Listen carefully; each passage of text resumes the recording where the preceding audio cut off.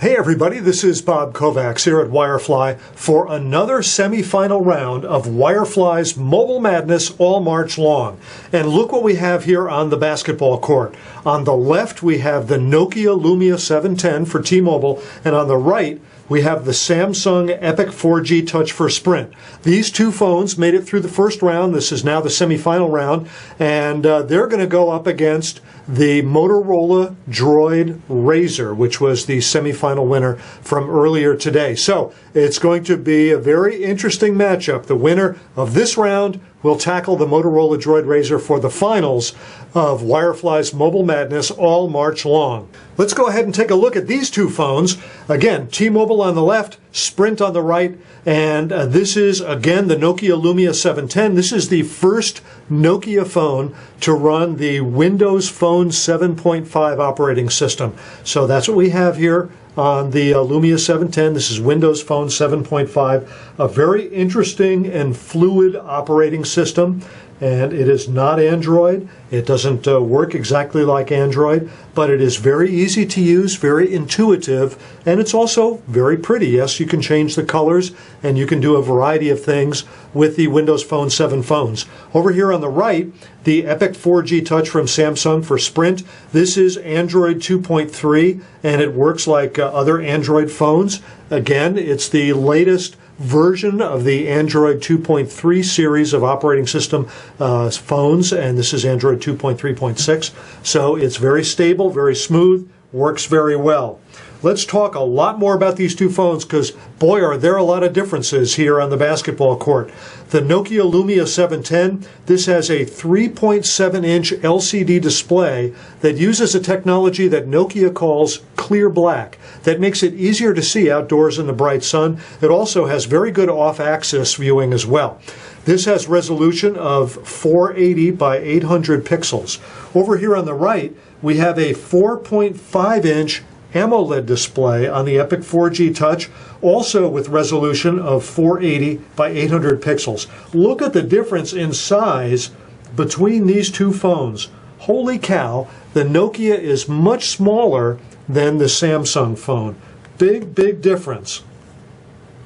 However, interestingly enough, the weight is not all that different. The Nokia phone on the left, this weighs 4.4 ounces, very lightweight for a smartphone. However, the Samsung, with its much bigger screen, you would think that it would weigh more. Nope, it only weighs 4.6 ounces, so it's just marginally marginally heavier than the Nokia phone. So considering the size of the screen, you can see the relative thicknesses here. The Samsung phone on the right is actually thinner than the Nokia phone. So all things considered, considering the difference in size of the display over here, the Samsung sinks a long three-pointer with the fact that its weight is more or less the same as the Nokia phone. Of course, this uses AMOLED technology and the clear black technology over here. And I have to say that the clear black looks very good. However, I'm a big fan of the AMOLED here on the right. Let's get more into it. Now, these use two different networks. We have the T-Mobile network over here for the Nokia Lumia 710. We have Sprint's CDMA and WiMAX network over here on the right for the Epic 4G Touch. So we have two completely different network technologies. You can't use one on the other's network. The Nokia phone tops out at a maximum top speed on the T-Mobile network of 14.4 megabits. Over here on the right with the WiMAX 4G network for Sprint, in theory you can get speeds of 20, 30, even 40 megabits. The fastest I've ever actually seen on an Epic 4G Touch is about 13 megabits per second. The bottom line, however, is that you can probably get faster download speeds on a day-to-day basis with the Sprint phone if you're in a WiMAX region than you can in a Nokia phone if you're in T-Mobile's HSPA Plus areas. Let's keep going. Now, the Nokia has 8 gigabytes of onboard storage, and it does not have a micro SD slot to expand the storage. All you get is 8 gigabytes of onboard storage. Over here with the Epic 4G Touch, you have 16 gigabytes of onboard storage, and the phone comes with an empty micro SD slot, so you can expand the memory if you want to, up to 32 gigabytes of additional storage. So you can have a lot of storage over here in the Epic 4G Touch. The Nokia has a 1.4 gigahertz single core processor, while the Samsung Epic 4G Touch has a 1.2 gigahertz dual core processor. This is also the Samsung Exynos processor, which happens to be a particularly fast dual core processor. That said, the two different operating systems have two different loads on their processors, and frankly, the operating system is very smooth over here on the Nokia. I think that nobody is going to complain with any problems with lag or anything like that. It's a very smooth operating system. Not that there's any problems with lag over here on the Samsung phone either. It is a very fast and powerful phone that works very smoothly. Now, they both have cameras, of course, rear panel cameras. Here we have a 5 megapixel still image camera, and it can do 720p HD video. Here on the Samsung, we have an 8 megapixel still image camera, and it can do 1080p HD video. So we have 1080p over here with the Samsung for its video capability, and 720p here with the Nokia. Now, the Nokia does not have a front camera, while the Samsung does have a 2 megapixel front camera that you can use for video chat. You can also use it to take pictures or even videos with the front camera.